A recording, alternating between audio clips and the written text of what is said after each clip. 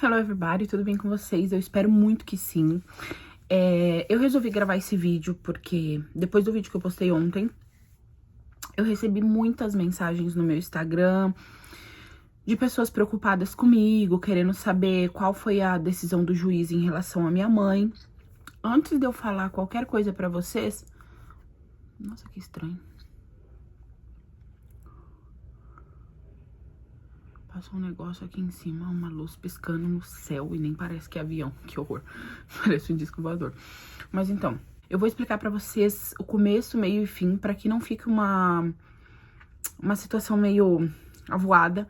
Eu nem tirei o pijama, eu não tô tão bem, eu não vou falar que tô muito bem, mas eu sei que vai ficar tudo bem. Hoje mesmo já coloquei na minha cabeça. Bom, agora as coisas vão acontecer do jeito que tem que acontecer. Vamos lá. A minha mãe, antes de eu vir para os Estados Unidos, ela ficou presa por 2 anos por coisas pessoais que envolvem droga, etc e tal. Antes ela tinha alguns vícios, algumas coisas. E aí, depois que minha mãe saiu, ela mudou de vida. Ela começou a parar com tudo. Ela agora tem um namorado, um marido, né? Porque agora ele mora com ela. Que ele é cristão da igreja, e aí a minha mãe assiste culto online, ela ainda não vai à igreja e ainda não, tipo, não virou cristã, mas também não importa, porque eu acho que as coisas têm que acontecer exatamente no tempo certo. Aliás, não é que não importa, importa, mas não é a pauta do momento, não é, tipo assim, o foco do que eu vou explicar. E aí, ela ficou presa e tal, então... Ela é ex-presidiária, certo? E bastante pessoas lembram na época que eu compartilhei aqui com vocês, pedi pra orar pela minha mãe pra dar tudo certo. Agora que ela começou a mudar de vida, ela começou a ser perseguida. Por quê? Ela saiu da cadeia e tudo mais. Tinha acabado de chegar aqui nos Estados Unidos quando minha mãe saiu da cadeia, então eu não podia ajudar ela porque eu também tava passando necessidade aqui nos Estados Unidos. E começou a tomar a vida dela. Aí quando ela começou a passar necessidade, que ela não tinha um trabalho, ela começou a vender ferro velho, fazer trocas de coisas de ferro velho, sabe? Pra conseguir dinheiro, tentando lutar, pra não se envolver com coisa errada. E ela mora numa favela, e é uma viela, assim, onde passa todo mundo. A viela, tipo, é aberta, vai e vem quem quiser. E aí, passou uma viatura. Quando isso aconteceu, que eu tô contando pra vocês. Passou uma viatura e a viatura falou pra ela assim, eu vou te ferrar, viu? Tipo assim, perseguindo ela. Aí ela nem deu atenção, virou as costas. Aí de novo passou uma outra viatura e ela tava na rua de cima conversando com as amigas dela. E essa viatura que passou falou pra ela assim, você fica esperta, porque minha mãe, ela tem um apelido na cidade dela de Neguinha. Você fica esperta. Aí minha mãe foi e falou, vai se fu pro policial.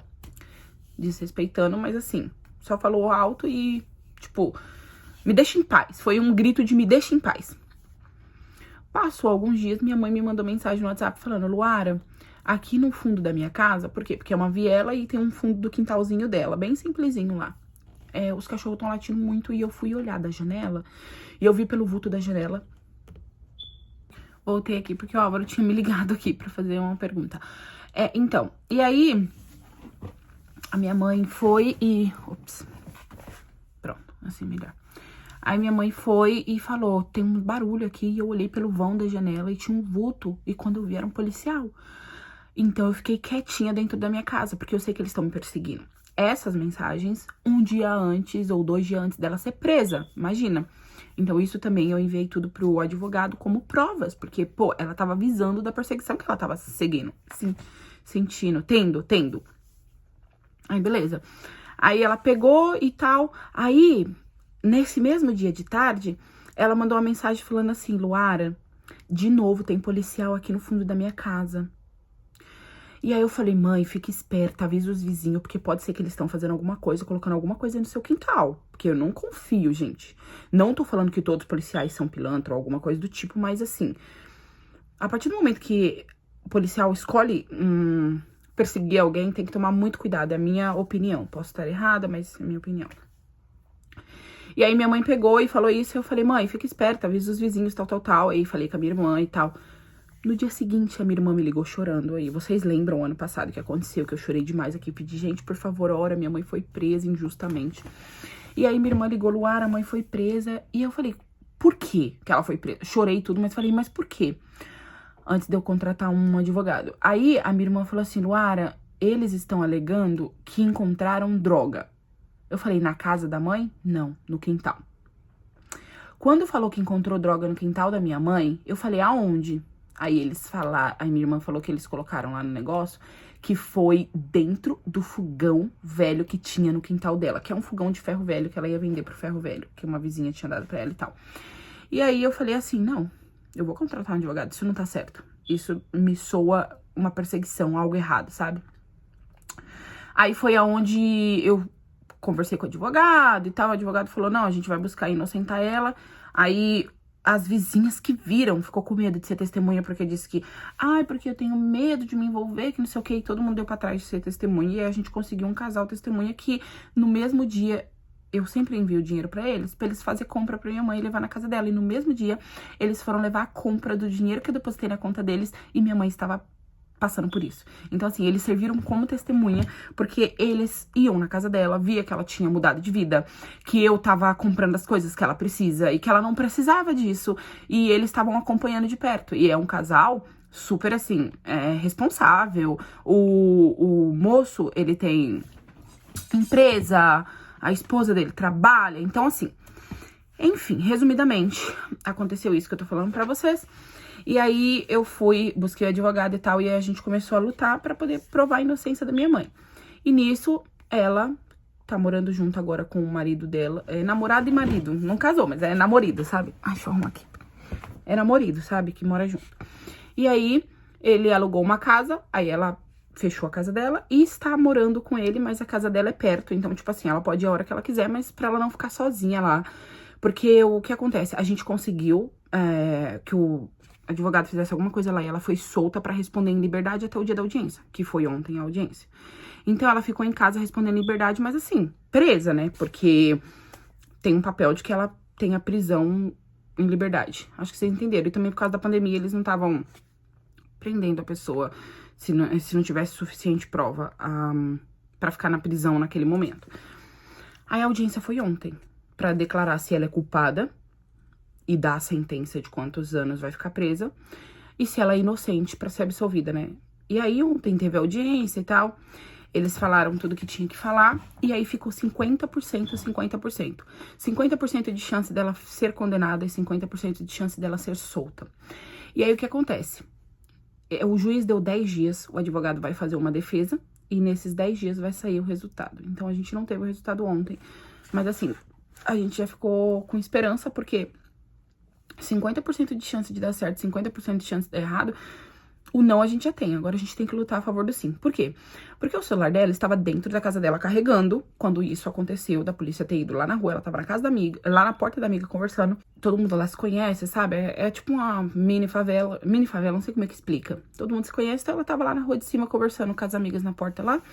E aí o policial desceu, disse que encontrou droga, e o celular dela estava dentro da casa dela carregando e a porta encostada, não estava trancada. Só que quando eles buscaram ela lá em cima e falou, vem aqui que a gente encontrou droga na sua casa. Porque primeiro eles desceram sozinhos. Vem aqui que a gente encontrou droga na sua casa. Eles entraram na casa dela, eles quebraram tudo da minha mãe. Quebrou tudo, guarda-roupa, tudo que vocês imaginarem. Eles reviraram a casa dela e quebrou tudo por maldade. E aí, eles disseram que encontrou a droga dentro desse fogão no quintal na viela onde passa todo mundo, que poderia qualquer um ter colocado. Até mesmo eles, não sabemos. Eles pegaram o celular dela que tava carregando dentro de casa e colocaram. Eu vou dizer que foi eles. Porque assim, ninguém entrou na casa dela. Só eles que quebraram tudo. E o celular dela apareceu dentro do fogão junto com essa droga. Sendo que o celular tava carregando. Entende? Então assim, é muito... Cara, não sei explicar. Dá um nervoso porque a gente vê que a pessoa teve um passado ruim, mas o passado da pessoa não pode condenar ela. Ela tem que ter uma nova chance de começar tudo de novo. E aí a pessoa, só porque tem um passado sombrio, ela vai ser perseguida e vai ter que pagar por uma coisa que ela não fez só porque lá atrás ela já fez, sabe? Eu acho isso totalmente errado, eu sou totalmente contra, eu acho isso injustiça, chorei, fiquei muito mal. Ontem tava muito nervosa, ansiosa por causa da audiência.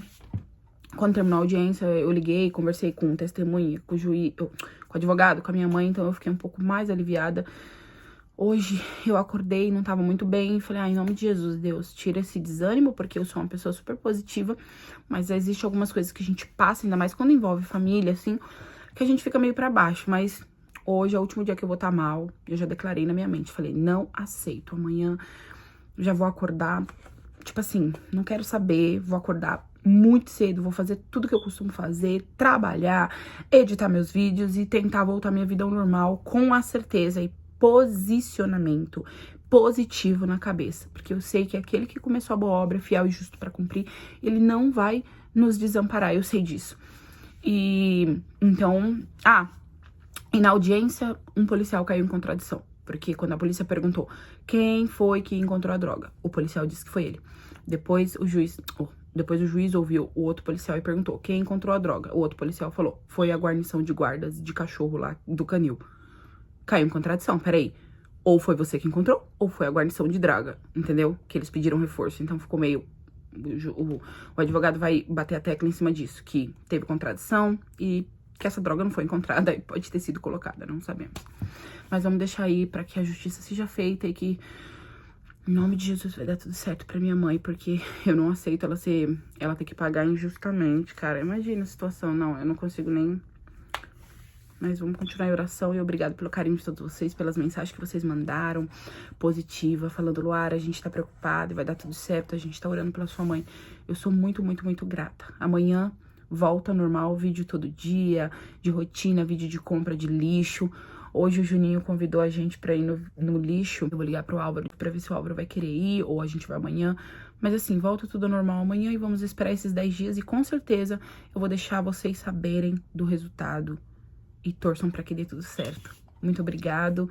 God bless you. Deus abençoe você. Obrigado pelo carinho de todos vocês. E beijo de luz. Tchau, tchau.